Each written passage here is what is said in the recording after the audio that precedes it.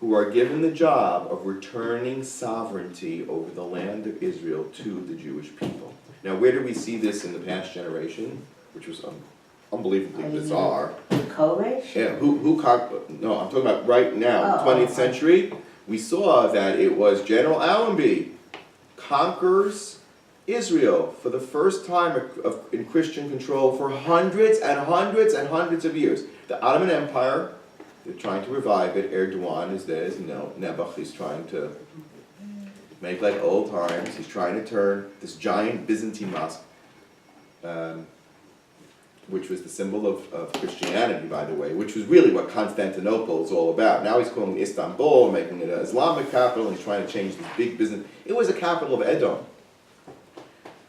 But that empire, the Ottoman Empire, ruled for 400 years. From 1517 till 1917. And who ended it? Edom. And what were they given a mandate to do?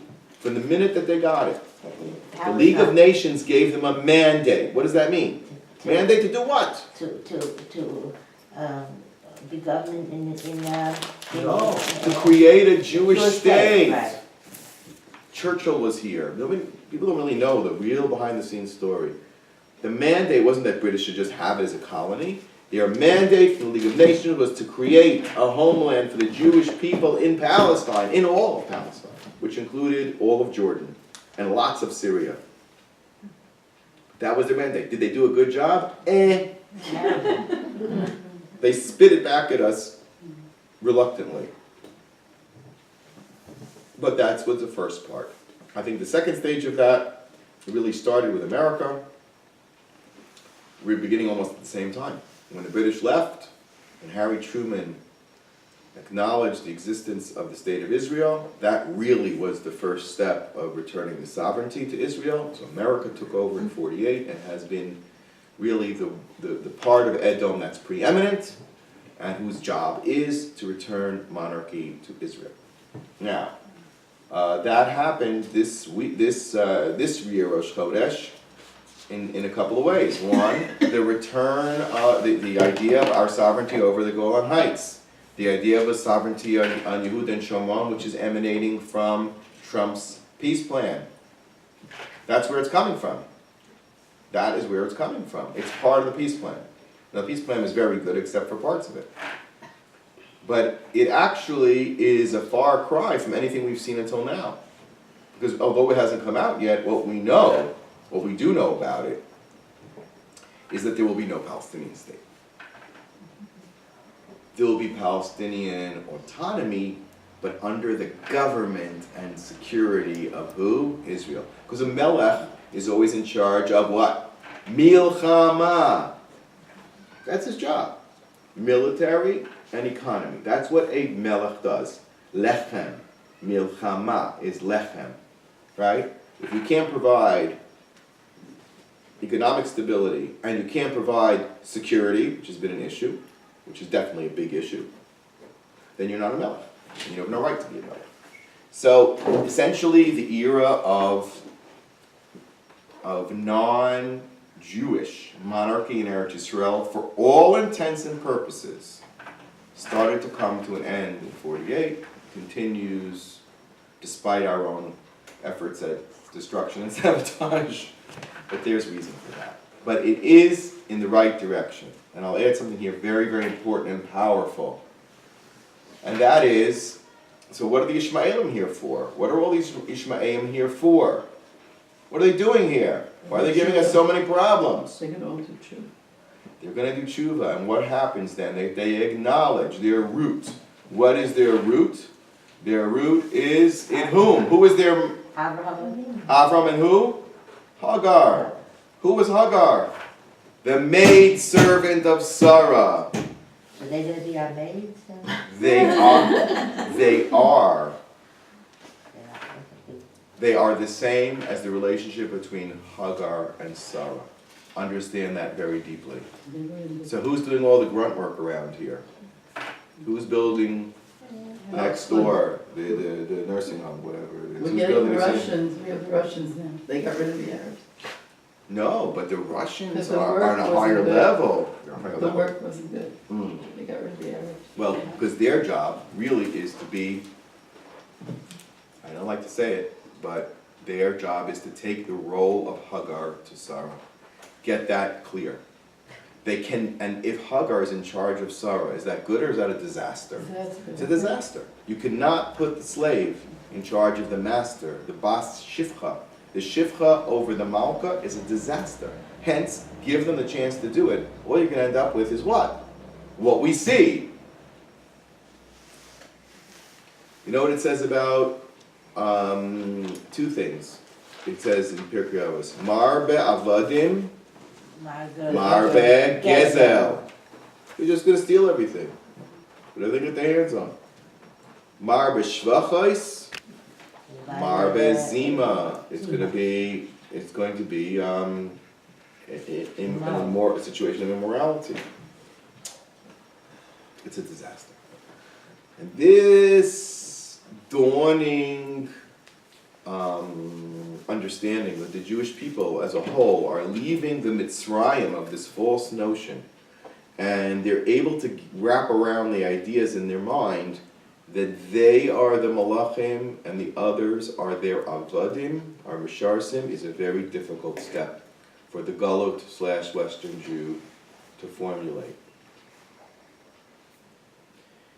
And they do everything they possible to negate the Malchut Yisrael. Malchut Yisrael to them is anathema. It's something that has to be... Who's negating it, Rabbi? I didn't hear what you started at the beginning of the Those sentence. Jews who are... All those Jews. The 80%, and some of the 20%, and lots of the Israelis, are of the mentality that we have no business being malachim over anyone, and that Arabs and Jews are completely equal. This is a falsity. This is sheker. It runs against our Torah, it runs against our Masorah, right?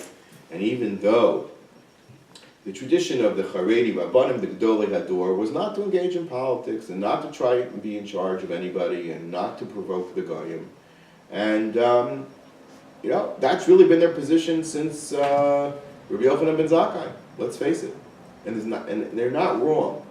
They're not wrong, because that really is probably the halachic thing to do. However, Hashem is pushing the Geula at the same time. You understand? Like it or not, we're headed towards Malchut. Whether we like it or not. I mean, Rav Kook had the right position. Well, look, I'm not here just like you oh, and by the way, what did we forget to include in this biggest issue is the elections, which take place only tomorrow. I don't know if we're convening next week, but it should be very interesting. I don't If you want think to. What? Yeah, good idea. Too close to Pesach? I don't think Sharon If you want. We're gonna have a lot to talk about. But this is a test. This election is a test of whether the Jewish people can turn the corner and be able to accept themselves as the Malachim, the rulers of the land of Israel, and everybody else who's here as their subjects and not their equals. Tough turning point. It's a battle. It's an eternal battle. It's a philosophical battle. It's a religious battle. It's on many, many fronts, but Hashem's not giving us a chance. Now let's go to Breshit. I hope we go back to Torah. I don't know. I'll have to give it over to you very, very, very simply, okay, in a nutshell. Rabbi, I just want to ask you about the animal kingdom. It's created, Hashem creates them, that's the way they are. I mean, that's, so it was built into them, so how could they be Transformed? Because not only transformed, what it's but really why- saying but is, what it's really saying is that the children of Edom, the Christian Western world, will evolve in their understanding. will be what? No, it's very possible that the pig will develop chewing its cud. I have no issue with that. No. I can take it on face value.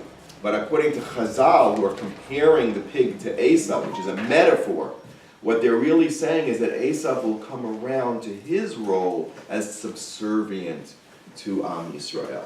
And therefore, what do? They restore to Yaacov and Yisrael what's rightfully theirs, primarily Malchus Yerushalayim. Now, what we have to mention here, which is hugely powerful, let's get to two things, Chari Bamel and the spacecraft. I don't know if you heard about this, but it's something that shook me up when I read about it. And the day that Zechariah Bamel was returned was the 27th of the month of Adar. What happened historically on the 27th of the month of Adar in the Book of Kings? Speaking of sovereignty, in the Book of Kings. All right? So I'm going to read to you what happened. This was circulating around, and it came to my attention, and it's just very, very powerful. The day that Bamel's body was... The day that Bamel's body was returned, was the same day that what happened in the Jewish calendar, the very last episode of the Book of Kings.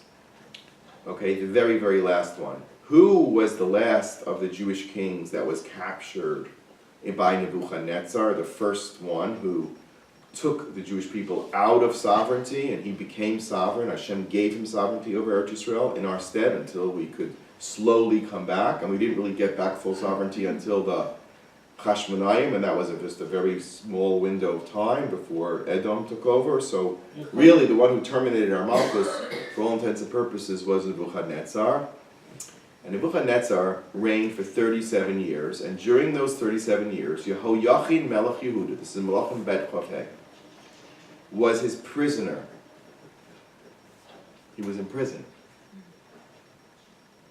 But he was treated very nicely. And only after Nebuchadnezzar dies. It says, in the 37th year of Golus Yehoiachin Melech Yehuda, B'shnei Masar Chodesh, which month is the 12th month? Adar. Be'esrim v'sheva l'chodesh, on the 27th of the month, Nasa Evel Merodach, who was the successor to this of Nebuchadnezzar, Melech Bavel, Bishnas Malcho. People say it was the day that he became king. Because remember, it's kind of like right around the time of Rosh Chodesh L'Malachim. Es Rosh Yehoiachin Melech Yehuda mi Beis Kela. He took him out of prison. He was in prison the entire life of Nebuchadnezzar. Nebuchadnezzar dies. They took him out of his kever like Arafat Yimach Shemo, just to make sure he was dead. And then Evil Merodach restores the king of Yehuda to what it says, Vayidaber ito tovos. He started to speak well to him, with honor. Vayitin es kiso mal kisei hamalachim asher ito babavel. He gave him the highest throne just under his. So what is it? What did he do? He begins the process of returning the Malchus to Yisrael. Ve'aruchaso aruchas tamid nitna lo me'es hamelach. He constantly was invited to the king's table. So he was treated like what? Royalty. And the king supported him. And when he wasn't eating with the king, he had a pension from Evil Merodach. Divar Yom Biyomo Kol Yomei Chayav. The day Zechariah Bamel comes back is the day that a aspect of Malchus returns to the Jewish people. Which event signals an aspect of Malchus that came back to the Jewish people almost simultaneous with the return of Zechariah Bamel? Sovereignty over the Golan. And I want to put those two events together. You understand? A bit of Malchus returned to the Jewish people. So Zechariah Bamel, ironically Zechariah, is one of the Nevi'im that returned from Bavel and the later Paras and started to rebuild the Beit HaMikdash. And he was one of the three Nevi'im, Chagai, Zechariah, and Malachi, who identified the precise place of Mizbeach, without which we would not have been able to rebuild the second Beit HaMikdash, and it could only be done prophetically because no one knew where it was except the Nevi'im. Zechariah comes back. A process of restoring Malchus takes time. New moon is born. One little tiny sliver of a moon. Yachom Rosh Chodesh, let's celebrate now. We've already got the moon. Gotta wait a little bit. Let the moon get stronger. Every month when we start the month, we do Birkas HaChodesh, and we do Kiddush Levana. What do we say at Kiddush Levana? David Melech Yisrael, Chai B'Kayim. Why are we saying it to the moon, or when we bless the new moon? Because Because the Malchus waxes and wanes. It starts out small, but then it grows and develops. Another step in sovereignty. Now, let's talk about the moon landing. The moon lander, which is the size of a washing machine, or one of these little toy cars, is called Breshit. What's in it? What's It's electromagnetic, it's the whole thing that they're doing. the whole experiment? But they also put in it a time capsule. A time capsule. They put in an Israeli flag.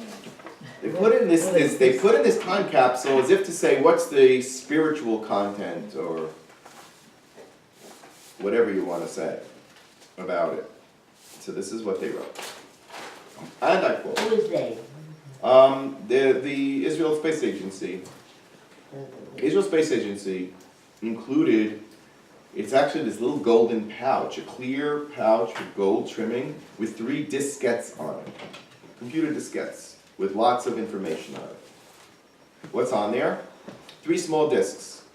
Digital files such as Israel's Declaration of Independence, National Anthem, Hebrew songs, Tfilas Haderech, paintings by Israeli children, the Israeli flag, Israeli literature, other tokens of the country's heritage, and Tanakh, the Torah. What does the Torah start with? Breshit. And as we've learned several times, according to Vilna Gaon, the word Breshit actually contains all of the events. It is a micro disc, which contains all the events that will occur to the world, and all the aspects of Torah are hinted at in there. When the Torah connects with the moon, and the Tfilas Haderech, and the symbols of Malchut Yisrael, right? Declaration of Independence, the Israeli flag, Hebrew, paintings of children who are our future, etc., etc. They are symbols of Malchut Yisrael, which is based and only predicated upon our having been given the Torah by Hashem, which begins with the word Breshit. It is a statement of sovereignty and power for the Jewish people who are connected to the moon. Do you understand what's going on? So we take a step back and look at all these events of this month, of this eventful month. We see a pattern emerging, which is the strengthening, like the moon is getting a little bit bigger. And that should give us chizuk and hope that things can continue. Now we have to hope that the rest of the week goes well, including tomorrow, and including Erev Rosh Chodesh, and that's Malchus Ephraim, because Ephraim is always the predecessor. The children of Rachel are always the predecessor to Malchut Yehuda, right? You can't get anywhere without Mashiach ben Yosef, has to go first. And it's supposed to land on the day of Ephraim, who is the model of Mashiach ben Yosef. Remember, Ephraim were the ones that left Egypt early, correct? Too early. Because they're the beginning of the process, they're not right yet now. And Moshe told them that you won't be Masliach. Yeah, I'm not going to be Masliach. And what happened also is that the Bnei Yissaschar says, according to the Sefer Yetzirah, which is our first book of Kabbalah that Avraham Avinu already had, it says that the month of Nissan represents the human power of speech. It also represents the right leg, in a physical sense, corresponds to the right leg of the human anatomy. It also represents the Gedi, the constellation Gedi, or Aries. What's the connection, the Bnei Yissaschar says? Very simple. He says the right leg shows Pesach, you jump over, right? What do you jump with? You jump off your right leg if you're a right person, right? And the Gedi jumps, and Hashem was Poseach. Hashem jumps forward. What does he jump forward with? Rosh Chodeshim. Whose Rosh Chodesh is it? Am Yisrael's birthday. The birthday of Am Yisrael, our first mitzvah. So Hashem can just fast forward us right into the Geula. All he has to do is sicha, give the words. What are the words? The arba l'shonos of Geula. Moshe Rabbeinu was a stutterer, and then he became the most eloquent poet who formulated the whole entire book of Devarim, using part of his Koach HaMalitza as inspired by Hashem. Right? Pesach is the end of the Jewish people's speechlessness. When you're in heaven, when you're not in control, do you have to say, is it say, he's got to say, right? It's his say. Or what? Or this person has the final word. It's words that represent Malchus. Right? Lahavdil, Cecil B. DeMille, 10 Commands, always probably showing in America right now, my favorite movie, growing up. It says, what did he used to say? Every time Paro said something, what did they do? So let it be written, so let it be done. I think that's how the movie ends, right? When the king says something, it's it. When Achashverosh sent out his message, he says, Ein Mashiv, there's no way I can retract my word. The word is a word. And that represents Malchut. Month of Nissan represents the power of speech. It represents the right leg, moving forward, establishing kingdom, but also, in a Kabbalistic sense, it represents the notion of the head of Rachel. Because remember, in Kabbalah, physical forms are used as a metaphor for spiritual realities. So Rosh Chodesh Nisan, it represents the head of Rachel. Rachel is the Shekhinah that's in Galus. So what does it represent? It represents Rachel's head, when she cries for her children, being now acknowledged and accepted and moving center stage. Rachel Mavakal Baneh is starting to end, right? And it says, Yesh Schar lePulasech, V'shavu Banim leGvulam. Her presence in a spiritual sense is V'shavu Banim leGvulam. That's the purpose of Melech Ephraim, of which Shiur is. Okay. So what does all this have to do with Mitzvah? We have to stop here. I have so much to tell you. Let me just say it this way. The Mitzvah process is the process of going from death to life. Where do you see that? How does he get pure? What does he take? He takes two birds. One is killed, and one lives. Right? The birds represent what according to Rashi? Lashon hara. There's some words that kill, like the bird that gets killed, spills blood. Its blood is actually sprinkled on the Mitzvah as part of his process, which is an 8-day process. On the first day, right, he's shaved from almost like a baby. He cleans his clothes like a baby. He goes to the mikveh like a baby. And they kill this bird, and they do it in a vessel, which is a klicheres, which is something that can be easily broken but cannot transmit tumah. And they make a revi'it, an exact quantity of water mixed with the blood of the bird. What type of water? Mayim chayim. The blood of death, right, comes into contact with living waters. And it's basically saying to this guy, you have partially died. Your spirit is dead within you. How did you murder your spirit? By damaging your power of speech.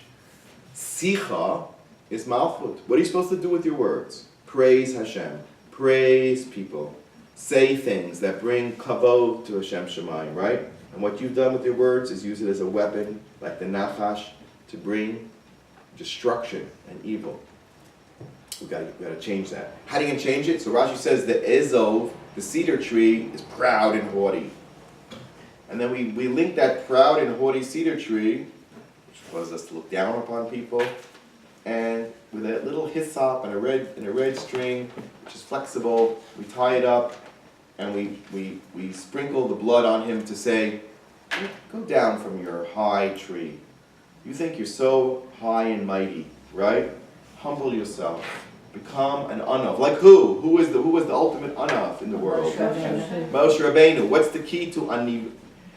Rabbi Nachman says that if you're an Anav, you will be resurrected for eternal life. Now you know why. Because being an Anav, right, takes you as far away from Lashon Hara and the Nachash as humanly possible. You're humbled. Nafshi, I'll be like Afar to everyone. Afar, that Afar is going to come back in Tchiyat HaMeitim. That's Moshe Rabbeinu. So that's what we tell the Mitzvah on the first day to do. It comes back on the seventh day, okay, and we sprinkle him again, and on the eighth day he brings a carbon. And part of that carbon is oil. And we take that oil and we sprinkle it on towards the Kodesh Kadashim. Very strange. So this Kodesh Kadashim, we put it on his ear, we put it on his mouth, right? We put it on his ear, right? We put it on his thumb, we put it on his toe, just like who? Just as if you were a Kohen. So what do we say now? Okay, you went through your process. 7 days you were out, Tameh. Another 7 days of your tshuva started on the first day, but it's gonna take time. When we get to the eighth day, Yom HaShmini, we say now you're ready to connect to the Kodesh Kadashim, which is the source of life, which is Hashem Himself.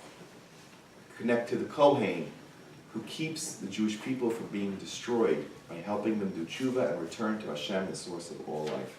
It's a process of return.